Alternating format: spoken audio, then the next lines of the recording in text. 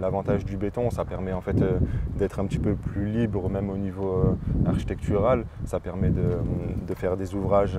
Par exemple, aujourd'hui, on fait beaucoup de béton qui sont, on appelle matricés, avec des formes. On fait aussi des bétons, ce qu'on appelle architectoniques, qui sont bruits de décoffrage, des bétons teintés et tout ça. Donc il y a plus une recherche architecturale avec des maisons en béton. Et salut à toi futur rentier, comme d'habitude, j'ai le plaisir de te retrouver sur mon chantier pour cette nouvelle vidéo.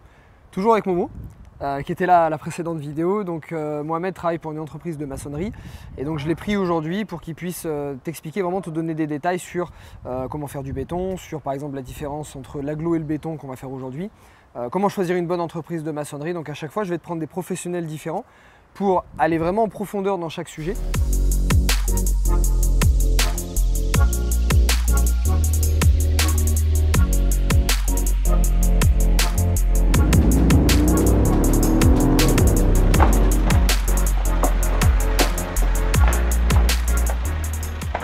Et comme je te le disais, donc si jamais tu me découvres dans cette vidéo, déjà merci de me rejoindre.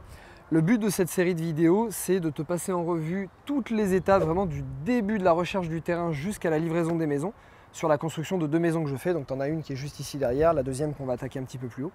Et donc aujourd'hui, voilà, on est avec Mohamed, de l'entreprise Core qui est dans le sud, pas loin de Nice.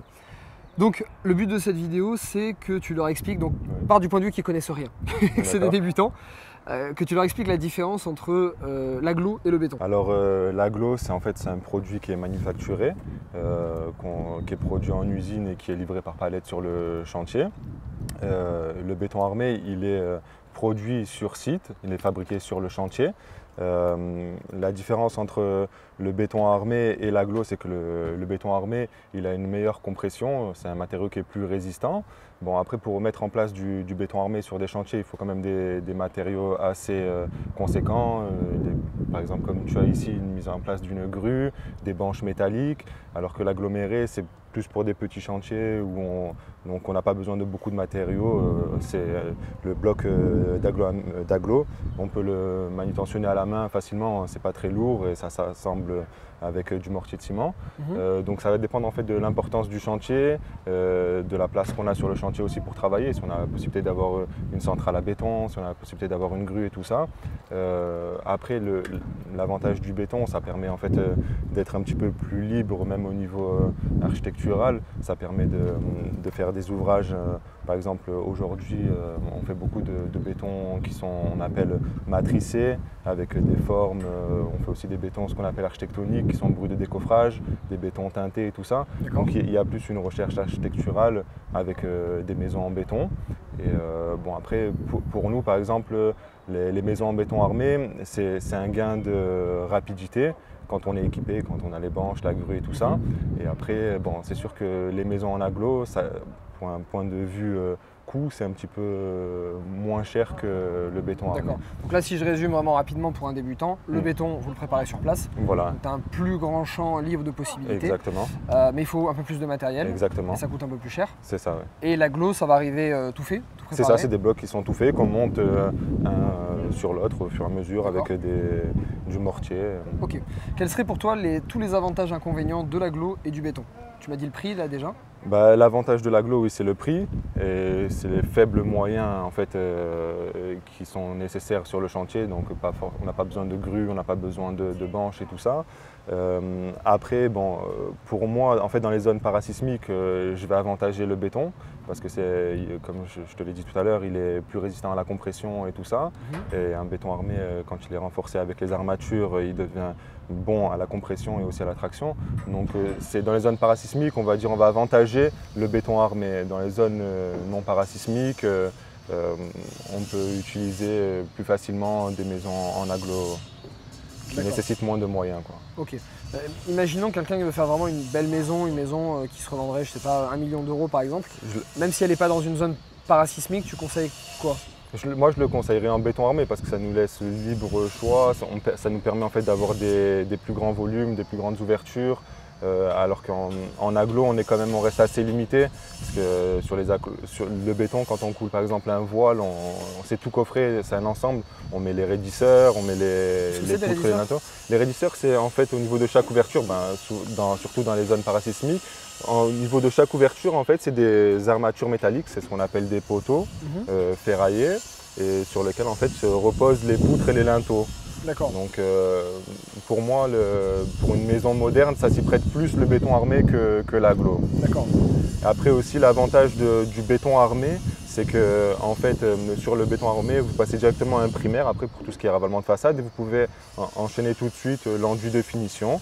Alors que sur l'agglo, il va falloir passer d'abord une première couche d'enduit, un mortier, une couche d'accrochage et 2 couches d'enduit pour cacher le spectre des agglos, vous savez. Ouais, je vois. Et ensuite, on peut appliquer l'enduit de finition. Donc il y a des étapes supplémentaires qu'on n'a pas dans le béton armé. En termes de coût, c'est une différence de combien à peu près entre les deux? C'est une différence. On va dire, je vais dire peut-être au moins entre 10 et 20%. Tout dépend de la complexité, tout dépend. En fait, chaque chantier est un peu différent. Ouais. Tout dépend les approvisionnements qu'on a. Si on est livré avec des gros camions comme des 19 tonnes, comme celui qui est passé là tout à l'heure sur le chantier qu'on a vu. Si on doit livrer en plus petits camions, tout ça en fait, ça engendre un prix qui est plus ou moins important. Tous les accès au chantier, c'est assez important. Ça va jouer vraiment sur le prix du coût de revient du béton. Super. Donc si je devais résumer pour quelqu'un qui fait une maison plutôt simple, sans trop de complexité, qui a plutôt un petit budget, qui n'est pas dans une zone parasismique, de l'agglo. Oui. Et quelqu'un qui a un budget un peu plus important ou dans une zone parasismique ou une architecture un petit peu plus complexe, du béton. Oui, voilà, c'est ça, privilégier le béton. Ok.